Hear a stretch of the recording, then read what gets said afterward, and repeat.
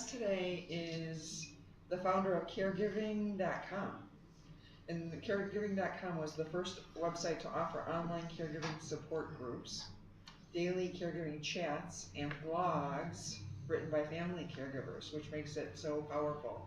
And so our guest is Denise Brown. She's,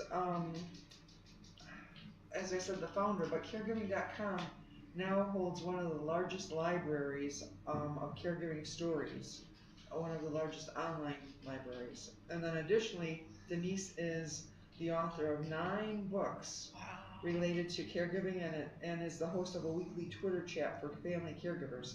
So good morning and welcome, Denise. Good morning. Thank you so much for having me with you today. It's an honor. Yes, we're excited to have you. And as we have coffee every Tuesday before the show, I understand I've only learned about 1/100th of all the wonderful things that you've done. So if you could tell us, if you could give us how do you walk into that? Yeah. So if you could just tell us about yourself. So I started caregiving.com in 1996, and I started working with family caregivers in 1990, which Wow.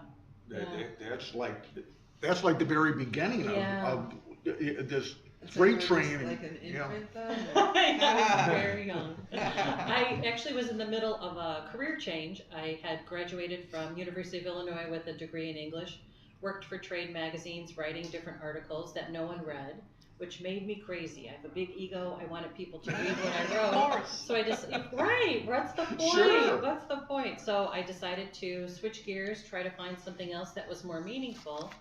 And at the time I lived on the East Coast, and I fell into a job managing a congregate meal site in this little town in New Jersey along the Delaware River, which if you've ever been there is a beautiful part of our country. And working with the older adults meant that I also had conversations with their adult children who would call and say, did my mom come and have lunch today? How did she look? And then I got promoted, and I worked for an agency that actually had money for a respite program in the state of New Jersey. The state of New Jersey was very proactive about providing support for family caregivers, and they had a program that was funded through the Casino Revenue Fund that offered respite services for family caregivers. So I managed that program for this county in New Jersey, and I helped family caregivers take a break so they could have home health or nursing home placement, adult day services. It was great. I loved it. I would go to the homes of the family caregivers. They would always be so happy to see me. They'd give me tea. We'd have coffee and cookies. I mean, it was just great. Sure. And the stories they told me were so compelling. And as a writer, there was never a story that I was told that I thought, oh, I've heard this before. Right. Everyone is unique. Exactly. Absolutely, yes. The elements of a caregiving story are different based on the family and the individual. And they all have the components of a good story. There's drama, there's comedy, there's mystery. Every story was a good one. There's love. Yeah. Absolutely. Romance, yeah, absolutely. So I continued. I kept working with family caregivers. I actually left that agency and then started working as an admissions director for nursing homes. And then in 1995, I decided to start my own business. I'm glad you did. Yeah, and then someone told me about this newfangled thing called the internet in the fall of 1995, and they said they knew someone who made money on it, and I thought, well, that's where I want to be. And so I built a website, very basic website, over Christmas in 1995. Oh. Yeah. And then I decided to see what would happen. I didn't invest in any money, and then people came to the website. Everyone told me no one would come to my website, that my target audience was not online. And I thought, I know. You should have seen my eyes just get as big as plates. Yeah, so luckily I did not listen to them. I thought, well, someone's online. Right. Why wouldn't it be family caregivers too? And people came to the website, and I decided to get the domain name then, caregiving.com, which I got in August of 1996. Well, you were definitely a pioneer in this. I think Ellen Hager, the founder of Right at Home, that was right around the time Right at Home started their first location. Mm-hmm. So, Wow. yeah, isn't that amazing? So you've been a pioneer in this. So tell us, take us from 1996 to today. Yeah, so I guess what happened. It's only a half an hour show. Yes, I know. I'm gonna jump ahead. So what I did was I built the foundation and then I just built it out. And so what I look for are opportunities to provide support and help for those who are caring for a family member and those in a after caregiving situation, so former family caregivers. In essence, it's a way for them to tell a story about their day, which is what happens in our chats every day on the website, and then what that happens at the conference that I do every year. So it's thinking about taking this idea that I want to broadcast caregiving stories and thinking about how do I do that in different ways. It's online, it's in person, it's on podcasts, video chats, and as technology advances and becomes more readily available and changes, I look for new technology to use to broadcast those caregiving stories. Well, and I think that caregiving.com and all those things that you do help us all honor those caregivers that are like in the trenches, you know. Mhm. And so Right. by having this means for communication, it brings them out into the open, and we're able to honor them better.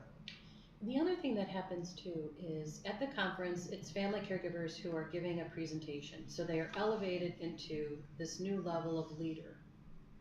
And we broadcast live 2 days of the conference. And one of the family caregivers on my website watched the conference, and she sent me an email afterward and she said, "What I saw reminds me that I can do more even during caregiving." It's this inspiration that during a time that feels like everything should stop, I should put life on hold, I've got to focus on these critical needs. That's the idea that we want to break through. Certainly, there are compromises that you make during caregiving, but we don't want it to always be this sacrifice, always saying no, no, I can't, no, I shouldn't. So when you see others who have difficult experiences during caregiving still keeping their career or taking a risk by writing a book about their experience, it inspires you to think, I can say yes too. It doesn't always have to be a no. Right. Well, and that's what we experienced at the caregiving conference, is that caregivers got up in front of their peers, basically, and told their story. You know, and some of them, had a lot of humor in them, some of them had sadness, but we all came away with an invigorating message. Yeah, and we have our call open. Thank you for reminding me of this. Open for presentations for this year's conference. So the third annual National Caregiving Conference is November 9th and 10th. And we encourage family caregivers and former family caregivers to submit a proposal to present. And oftentimes people will say to me, well, I haven't figured this out, so should I really present? It's not about having it all figured out. It's about sharing what your day is like, how you cope. If you figure just like one thing out, that's a presentation. That's great. So the call is open until March 2nd. That's the deadline. And you can go to caregiving.com to find out more information about how to submit your proposal. We really do encourage you, if you are caring for a family member, you know something that others need to know. So really think about submitting a proposal to present at the conference. I just want to let the audience know that that's going to be held at the Chicago Marriott. Yes, thank you for that. So I do a lot of work to pull the conference off, so I picked a hotel that is right by where I live. But the other thing is that it's close to the airport. Yes. People come from all over the country Right. to attend that conference. Yeah, so it's close to me, but it's also close to the airport. It's close to all the major expressways, and it's also close to the Blue Line. So it wasn't completely selfish. But we do have family caregivers that fly in from all over the country, and we had a few from Canada this past year too. Awesome. Wow. Yeah. So can we call it international? Yeah. It is. There you It's go. global. Global. Yeah, global. Thank you. Thank you. And so caregiving.com, we're going to say that 100 times during the show today, because we want everyone to go there, and favorite it on your internet browser so that you can go there frequently, because there's so much information there. One of the things that I noticed when I was there is you have several webinars, and one of them that I thought was really good, well, they're all really good, but one of them that struck a chord was healing from bad luck. And I feel like sometimes we're stuck in that bad luck. So I thought that was really enlightening and encouraging. If you want to talk about that webinar or any of the other ones that you offer. Yeah, so that was the last Wednesday of the month in January. So there's a free webinar on the last Wednesday of every month at 11 a.m. Central Time. Anybody is welcome to come and watch the webinars. They are also archived, so you can watch them on demand after the live one is finished. And I came up with this idea that we have different fatigues during caregiving, which includes coping, bad luck, decision. No, I'm not going to remember them all, but there's a series of webinars around dealing with the different types of fatigues that we encounter. And the idea came from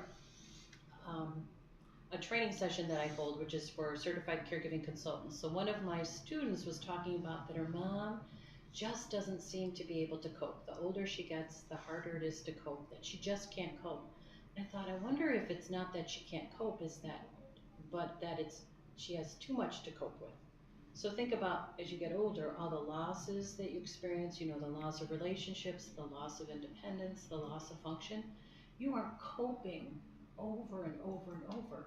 You've got to get tired from that. And as family caregivers, we get tired of it as well. So that's what started this series of webinars about really healing from a fatigue. As you're describing that, I just felt this weight on my shoulders, and I can imagine, families who need help removing that burden, and that seems what your charter is at least on this webinar, to accomplish. Yeah, definitely, and it's all about being realistic about what happens during a caregiving day, but not being necessarily fatalistic about it, meaning that this is going to be the end of me. There's no way I'm going to be able to continue. It's about giving you hope that it's hard and you're going to be able to get through it. You're going to be okay.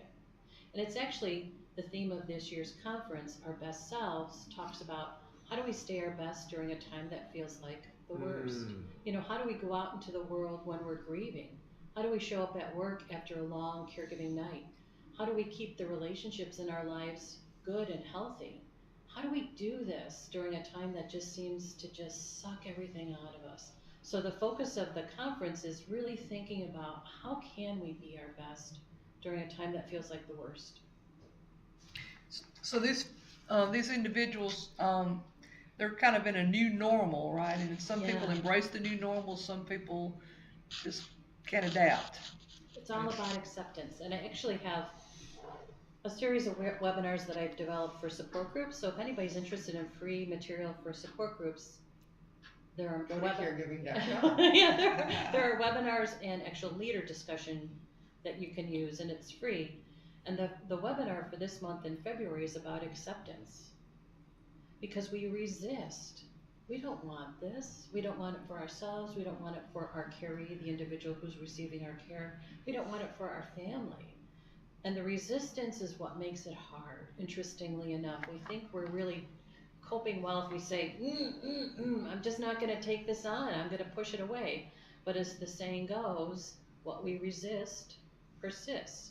It makes it harder for us. And what's interesting is when we move into acceptance, that's when we find the solutions. So for instance, the acceptance of, I need help. Things have gotten harder. So I'm going to call for help. I'm going to call right at home and get some help. Unless you accept it, it's hard to make that phone call. The acceptance is where the solutions, the feeling better, actually live. Yes, I'm sitting here and I can actually feel your passion for this, and as we said at the beginning of the program, we're passionate about this too. This acceptance, there's help out there. Mm-hmm. Okay, and caregiving.com is a great place to start your help. The acceptance, as you were talking, I was thinking of the word surrender, but I love the word acceptance better. Oh. Okay, because acceptance. It's not a defeat. It's not a defeat. It gives you hope. Absolutely, absolutely. Your life can change when you accept that this is your life. And I think the other part that's important too is that it's not accepting that you are chosen to have a difficult life. So a priest told me once during a difficult time in my life, God wants you to be happy. Regardless of what's going on, happiness can be part of your life, and it's meant to be a part of your life. If you resist it, it's hard to find the happiness, the love, the hope. So instead of looking at it as a burden, with help, you can be looking at it as a gift or a purpose of life for yourself. Yes. And so many times we find that in hindsight. Oh, yes, which is actually what I was going to go to. So oftentimes what happens is you see it afterwards. Right. In the middle of it, it just feels like it's awful. It feels like a snow day that never ends. The snow doesn't stop, and I say that because we had snow last night. And it's not going to stop. Right, and that you're always shoveling the snow, right? And there's always an icy patch that you're walking around. So it's hard to see that it can be a good thing in your life. And I think what happens, which is what you were alluding to, is that you see it afterward. Right, instead of embracing it while it's happening. Yeah. Yeah. It can be difficult to embrace it while it's happening because you do think, why me? And it's important to know that you weren't chosen to have a difficult life. It's not about why you, it's about what now. Right. I was just thinking of one family that we had in the past where they accepted caregiving support, but they had a great deal of difficulty accepting that mom was changing. Yeah. Now, can you talk a little bit about the trainers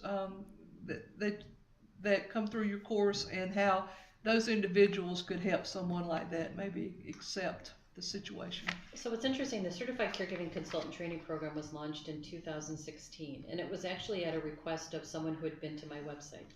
The goal of the program is to take a former family caregiver, someone who has been through the experience of caring for a family member, and help them turn that personal experience into a career. They have a knowledge base. They know how to manage through the difficult days. They know about the resources. They know about the good resources. Mm-hmm. They know about how to manage and juggle responsibilities at the same time. What happened was oftentimes that knowledge base was lost. Why not use that knowledge base for that individual so they can turn it into a career, so that they can consult with family caregivers now and help them, make it an easier experience, so that the struggle with acceptance is something that's shared. It's understood. I understand how difficult it is to accept this. I've been there. I get that. That's awesome. Yeah.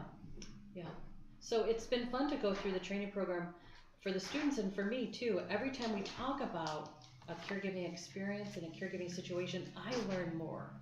It's not something that I feel like there is the end of the road with information about caregiving. Right. Mm-hmm. It's expansive and ever changing because things change too in our situations. And so on your website, caregiving.com, you have some books that you've written. And so I'm imagining those books are all a result of maybe your blog or the stories. Yeah, so the first book that I wrote is about the 6 stages of caregiving. So in 1997, I decided to think about how could we stage a caregiving experience so that a family caregiver felt like they could put control in place. So think about someone that's caring for someone with dementia. When they understand the stages of the disease, it feels normal to them. They're not thinking, what is going on and why is this happening? What am I doing wrong? Because the information is available and there's some understanding. Exactly. Yes. This is how it is, and this is what could happen next. So I wanted to give that same framework to the caregiving experience. So I actually looked at 6 stages that a family caregiver goes through, from when they first start to think someone in their family will be caring for a family, will receive their care, all the way to what I call the Godspeed caregiver, which is 2 years after caregiving. So that was my first book. And I started writing what I call weekly comforts in 2003. And it's short pieces of prose that look at the reality of a caregiving day. And then I try to flip it around to say, and you're going to be okay. And so I turned those into 4 books because I had been writing them for so many years. I thought, oh my God, I think I could turn these into a book. Mm-hmm. So there's 4 of those. And then I wrote a book about adjusting to life after caregiving ends. And that is a big adjustment because you're so in that pattern of caregiving. What do you do now? Right. Yes, go ahead. That was your role for so long. That gave you purpose in life. Yes. That's a good word. Yeah, yes. Purpose. And so what's interesting, you talked about how you understand the purpose afterward. Right. So then it ends and you think, oh, I get it. I get what I did. Especially at the time of death, right around the time of death for your caree. That's such a powerful moment because it all just seems to fit together then. You just get it. Mm-hmm. And so death happens. It's the most final act in our life. You can't go back even 1 second, and yet you have to move forward with this knowledge of what you've just been through. And then you go out in the world and you think, where do I belong here? I'm different. I'm changed. And so the book helps you. The first half of the book is all about insights, suggestions, activities that you can do to help. And then the second half of the book is actually former family caregivers that talk about how they adjusted. And I do it from a period of a time frame. So the first story is a family caregiver just 2 weeks after her husband has died. And then the last story is 14 years after a family member has died, to show that how you feel 2 weeks after is not how you're going to feel 5 years later, 10 years later. It does get better. It's not just people saying it. These people have lived it and showed that you do get better, and you find a way to live life in a bigger way than you ever had before because of caregiving. You know, I find that a lot of people, and learning more so even with Silver Solutions Radio, that the majority of people that are doing this and have success are the ones that have gone through it themselves. Is that your origin? Is that what got you looking at this to start with in the beginning? Because you seem like you're just like checking everybody's list today. Oh, it was because I have a big ego and people want to I best adjust. So I wish I had this really great personal story about caring for someone in the 90s. And I do actually help my parents now. I help an aunt as well. I actually provide respite for a friend who's 85 who cares for her sister who's 95 on Friday nights. I think you should be aware of how much good you're doing. I mean, I'm sure you get that reward every single day, but boy, I tell you what, when you do a gig that helps people without you even realizing how much it's helping people, it's a good gig. So they've got the right person. Wonderful. Caregiving.com, everybody. You came in the other week, Leah, talking about your brief caregiving stint you had and how it I was exhausted. Yeah. That was 24 hours. But it's true, you don't realize it, all the extra work. And that's truly, I came into them the next day. I had somebody, a family member, with me overnight for the first time, and I was doing all of the caregiving, oxygen, help walk, all of this stuff. And they saw me, how frazzled I was when I got in here, and I said, God bless you. I think I even bowed to him. Yeah, it is stressful. Yeah. It is hard. Absolutely. Absolutely. And so, can you tell us again, now people will know you better, Denise, so can you tell us again what you're looking for in regard to presenters at your conference? So anyone that feels like they have a compelling caregiving story, that has an insight or a perspective that was helpful to them, we'd love for you to share it with others. You could actually create a panel discussion if you have friends who are in a caregiving situation. You think, let's get together, do a presentation. You could do that. You could be the moderator and have 3 panelists. If you're a former family caregiver, we'd love for you to consider submitting a proposal to talk about what your life is like after caregiving. How did you manage the loss? What did you do to get into the next phase of your life? And what's really great about your life now? That's very inspiring as well. So again, if you think about the theme, our best selves, think about how is it that you can be your best? And then think about a situation where you were really challenged. And then think about an insight or a perspective that helped you cope. And that conference again is November 9th and 10th. So And the deadline for that submission is March 2nd. Got it. Was there anything else that you'd like to talk about before we go today? Yeah, do I have like 1 minute? Yes. Yes. Okay. Yes. Okay, so there was a piece of legislation that was just signed by President Donald Trump. Okay, yeah, okay. Sorry, I try so hard not to. Okay, legislation signed. Yeah, okay. And it's called the Raise Family Caregivers Act. Okay. So this act is supposed to help family caregivers. However, in essence, all it does is put a commission together to help create a strategy around family caregivers' needs. So it's delaying help for family caregivers, and we don't want to wait anymore. We want to help family caregivers. So what we're doing is raising money to put together what we call a National Caregiving Respite Fund. And the idea with the fund is that it helps family caregivers get to our conference, for instance. It offsets the cost of travel, the hotel, whatever it is that they need to get to the conference. So we're selling essential oils, which is what people use. People use essential I do it oils all the time. yeah, yeah. It helps you, it helps your caree. So you can purchase essential oils, 3 of them, and when you purchase it, we donate $5 to our respite fund. So you can go to caregiving.com for information about that as well. Thank you for that last opportunity to plug. Sure. Well, thank you so much. And again, that site is caregiving.com. Yes. Correct?